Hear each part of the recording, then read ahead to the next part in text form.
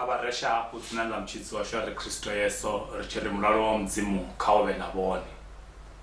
Ri khou bvela phanḓa maḓuvha ḽa ṋamusi na iḽa ṱhombo ya ṅwaha ine ya ri knowing Christ and making him known.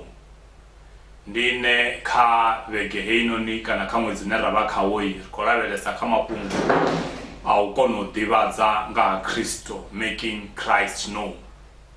Vhege yo fhiraho ro amba nga mafhungo a nyofho sa swina ḽihulu ḽa u kona u bveledza vhuṱanzi ha u ṱanzilela Kristo. Namusi ndi khou tama uri ri tshi khou takuwa hanefhaḽa ri yo lavhelesa fhungo ḽa uri lufuno lu kunda nyofho. Ro zwi kwama hezwi zwithu kha swonda heyi yo fhiraho. Ro a lavhelesa mafhungo a nyofho u ya nga vhuphara hawo. Kha ri ḓo lavhelesa zwiṱuku ṋamusi uri mushumo wa u tshidza wa Yesu Kristo u bvafhi na uri u khou ṱoḓa mini vhukati hashu. Arali ri tshi khou vhala hafhaḽa kha bugu ya John chapter 3 verse 16 ine ya ri mudzimu o funa shango zwingafhangafha a vhuya ṋekedza murahu wo mbebya eṱhe uri vhoṱhe vha mutendaho vha si lovhe tshavho vho tshila tshoṱhe. Ri ḓo tendelana zwa uri mafhungo a fulo ḽa u tshidza muthu a takuwa kha mudzi wa lufuno. Hafha kha ndima ya vhuraru ya John he ra vhala hone ri ḓo zwi zwori ndi nyambedzano yo vhaho hone vhukati ha Yesu na Mufarisei Nikodimo we aya a tshi khou tama u ḓivha nga ha Kristo. Uri kha Jesu iwe ri a zwiḓivha zwa uri u mufunzi a bvaho ha mudzimu, ngauri zwine wa ita na zwine wa vha zwone a huna muthu ane a nga kona u zwi ita arali mudzimu si naye. Kristo a tshi fhindula heḽi fhungo u ḓivhadza hoyu Nikodimo kha fhungo ḽa muvhuso wa mudzimu uri a u kona u vhona muvhuso wa mudzimu arali wa sa begwa hafho. Kha ri a litsha mafhungo oṱhe ri gidime ri ya hafha he ra vhala hone ṋamusi hune a khou ḓivhadziwa nga lufuno luhulu lwa mudzimu, lune ri tea uri ri lingedze u ṱoḓa u pfesesa uri lufuno ndi mini nahone shango ndi mini.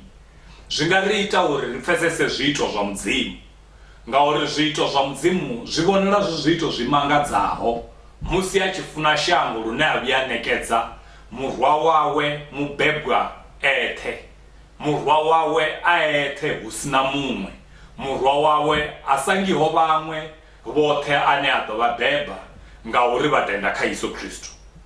Na lufuno ndi mini? Lufuno lune ra khou amba ngalo ṋamusi magerika ndi zwone vha lu ṱhaṱhamulwa lwa bva tshaka nnzhi dza pfuno dzine ṋamusi kha ri bve kha hedzi dziṅwe dzoṱhe ri lavhelese luya lune lwa pfhi agape. Holu ndi lufuno lune lwa vha unconditional, a lu vhi hone ngauri hu na mini, a lu londi, lu funa nnyi na nnyi. Hedzi dziṅwe dzoṱhe dzine vha dzi ṱalusa magerika dzi a nanga, dzi nanga mashaka, dzi vha na vhathu vhane dza vha na mafufunyane a u vha funa nga vhuḓipfi ha muthu. A si zwone zwine zwa wanala kha agape. The agape type of life ndi lufuno lune lwa funa muthu muṅwe na muṅwe zwi sina ndavha zwa uri u na mini hana mini. Holu lufuno lu ḓitika nga u ṱoḓela zwavhuḓi uyo ane lwa mutakalela kana ane lwa mufuna. A lu ṱuṱuwedzi nga zwipfi zwine zwa ḓa zwa fhira. A huna uri ṋamusi ndi a u funa, ṋamusi ndi khou pfha ndi tshi khou ni vhenga nga maanḓa. Ndi lufuno naho. Holu lufuno ndi lufuno lune muthu a lu ita zwi tshi tou bva mbiluni, lu tamela na u ṱoḓela muthu ane lwa mufuna zwivhuya.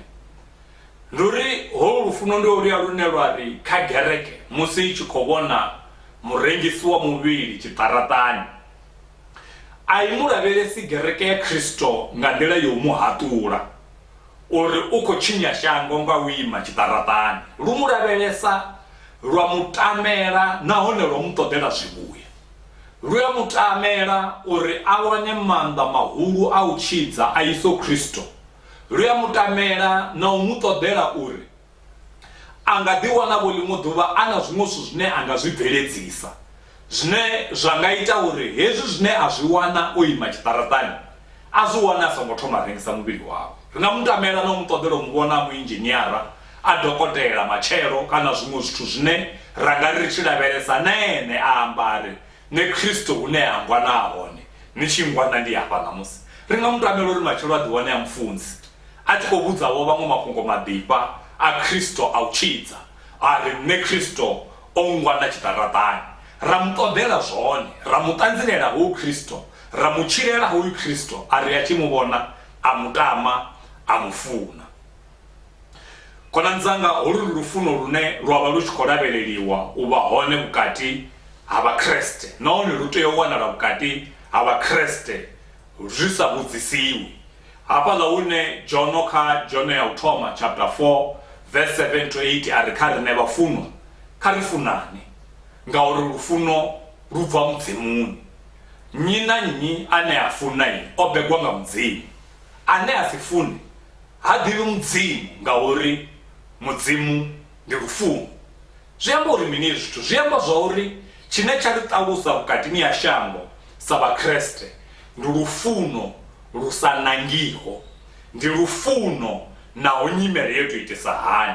A ri koni u ḓiamba ri vhakreste arali ri tshi khou balelwa u funa shango ḽe Kristo a ḽi fela thandani ya tshipambano, ra ḽi tamela na u ḽi ṱoḓela zwivhuya. Kha ri ḓo ṱola zwa uri iḽi pfhi shango, the world, ḽine magirika vha shumisa ipfhi cosmos. Heḽi ipfhi cosmos ḽi nga amba tsiko, ḽi nga amba shango ḽoṱhe, but hafha he ra vhala hone ṋamusi ḽi vha ḽi tshi khou sumbedza zwa uri it is that aspect of created order that is hostile to God. Ndi heiḽa tsiko yo itiwaho ine tsiko ya hone yo sinyutshela mudzimu, yo sinyutshela nḓivho ya mudzimu na zwine a zwi ṱoḓa hoyu mudzimu kha tsiko yawe.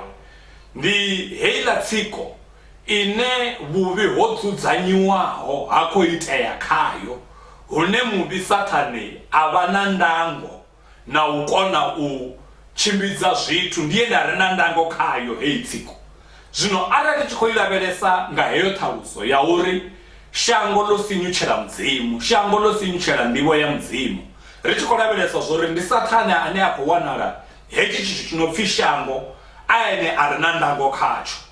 Ra zwi thetshelesa ri tshi khou thetshelesa na iḽa ṱhaluso ya lufuno, ra vhudzwa zwa upfhi mudzimu o funa shango. Zwi khou ri vhudza uri mini? Zwi khou ri vhudza zwa uri mudzimu o funa tsho musinyutshelaho, o funa tsho sinyutshelaho zwine ene a zwi takalela, o funa tshi sa muṱoḓiho, o funa tshi sa funeiho.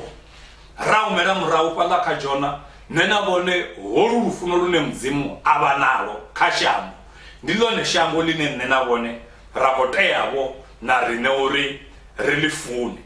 Arali ra thetshelesa ṱhaluso hedzi mbili, ri nga tendelana zwa uri lushaka lwa lufuno lune lwa khou ṱoḓiwa kha riṋe a si lune lwa kona u hwalea nga muthu wa ṋama. Ndi lufuno luno ri fhira, ndi lufuno lu re luhulu kha riṋe lune a ri koni u lu wana huṅwe fhethu ra sa lu wana musi ro wana mudzimu wone muṋe. Ndi lufuno lune lwa khou ri kha ri fune muvhulayi, lufuno lune lwa khou ri kha ri fune vhaṅwe vhathu vhane vho tenda kha thendo dzo fhambananaho. Ndi luya lufuno lune Jesu ṱhamusi a tshi ri funza ari ni rabelele na mafrina amu. Zwino zwina ni kona u ḽi rabelela ni songo rangana ḽi funa. Muhwalo wa mudzimu a ri hwesa wone a si muhwalo u leluwaho, ndi muhwalo une ra nga u kona fhedzi ri tshi koniswa nga uyo a ri konisaho. Khonani dzanga, izwi ri tshi amba avha vhathu vha no pfhi dziṱhanzi, ri vha ri tshi khou amba uri mini? Ri tshi khou pfhi ri fune, hu vha hu khou amba upfhi mini? Khonani dzanga, ndi hezwi zwine a khou pfhi riṋe ri fune naho kha nyimele ifhio na ifhio, ri kone u takuwa ri yo isa vhuṱanzi ha mulomo, nahone vhu si ha mulomo fhedzi na ha nyito. Ngauri lufuno lu no khou ambiwa lu songo itiwaho, lu songo pruviwaho nga nyito, ulu lufuno ndi lwa u ḓiitisa. Arali nga ngoho riṋe ri tshi funa iḽi shango ḽe mudzimu a ḽi funa, a vhuya ṋekedza muroho wa mbebyeṱhe, a ḽi fela thandani ya tshipambano, ri ḓo ḽi tamela zwivhuya, ra ḽi ṱoḓela zwivhuya. Ri ḓo ḽi tamela u tshitswa na u ponyokiswa kha maanḓa a muvhi ane ono dzhia ndango yaḽo. Ri ḓo ḽi tamela zwa uri heḽi shango ḽi yo wana vhutshilo vhu sa fheliho, ende ahuna iṅwe nḓila ya uri ḽi yo vhuwana ni khou ṱoḓa nṋe na vhone ri tshi takuwa ra ya ra ḽi ṱanzilela ra ri hu na Kristo a tshilaho. Ḽi khou ṱoḓa nṋe na vhone ri tshi takuwa ra ya ra tshila lutendo vhukati haḽo, ra ya ra tshila lutendo vhukati ha shango ḽi songo vhu ṱanganedzaho, ra ya ra tshila zwine Jehova a khou lavhelela kha riṋe, zwine zwa nga si ṱanganedzeye zwi tshi leluwa kha shango ḽine ra khou ya khaḽo. Naho zwo ralo rine ra lavhelelwa zwa uri ri fune ḽeneḽo shango, ri tshile lufuno khaḽo, ri tshile lutendo khaḽo, ri bveledze lutendo khaḽo, lutendo lu sina mishumo, vese iri lofa. Nga zwenezwo nṋe ndi khou tama uri ri ṱuṱuwedzane matsheloni haya, ri ṱuṱuwedzane nga tshifhinga itshi tshine vhone vha khou thetshelesa mafhungo haya, uri nṋe na vhone ri na mulandu wa uri ri funane, ri na mulandu wa uri ri fune shango. Ṱhamusi kha maḓuvha haya ane ra khou vha ro valelwa ri sa khou tshimbila ri tshi ya kule, tshi ngavha tshikhala tshavhuḓi tsha u dzula fhasi ra ḓiṱola hu sina zwinzhi zwine zwa ri khakhisa. Vhaṅwe na mishumoni ya ri khou ya ro dzula miṱani yashu, ṱhaṅwe madzuloni o dzula ra vhona TV, ṱhamusi madzuloni o dzula ra vha ri sina zwo ita, ri nga dzula fhasi ra vha ri tshi khou ḓiṱola uri na riṋe ri vho nnyi, uri lufuno lune lwa khou ambiwa lwo swika kha riṋe u swika ngafhi, riṋe ri khou kona u lu ṱanganedzana, ra kona u lu pfukisa, ra lu isa huṅwe. Ri tea u zwi humbula zwa uri na riṋe uri ri ḓiwane ri mudzimuni ro tou funiwa, ro vha ri khou funeyana ri tshi funwa. Izwi ri tshi vhuya kha Kristo ro vha ri tshi tou vha vhavhuyana, kana o tou vha mafhungo a tshilidzi na malofha o shuluwaho thangani ya tshifhambano uri nṋe na vhone ri vhe zwine ra vha zwone ṋamusi.